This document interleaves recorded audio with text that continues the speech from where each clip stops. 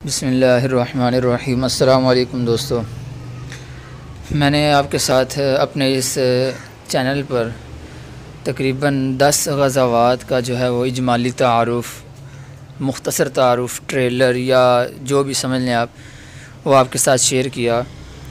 और पहले नंबर पर मैंने ये ग़ज़वा बदर आपके साथ शेयर किया जिसके अंदर 18 पॉइंट्स थे।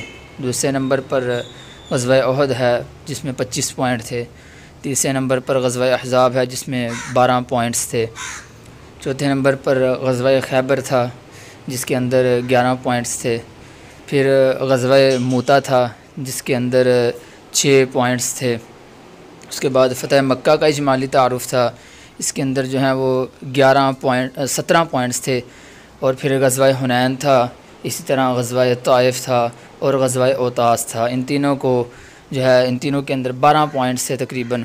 और आखिर में इसी तरह मैंने ग़ज़वा तबूक जो है वो बयान किया, इसमें 12 पॉइंट्स थे। तो आखिर में मेरे दोस्तों, मैं ये वीडियो इस वजह से बनाई मैंने क्योंकि ये सिर्फ़ इजमाली तारुफ़ था, मुख्तसर वीडियोज़ थी।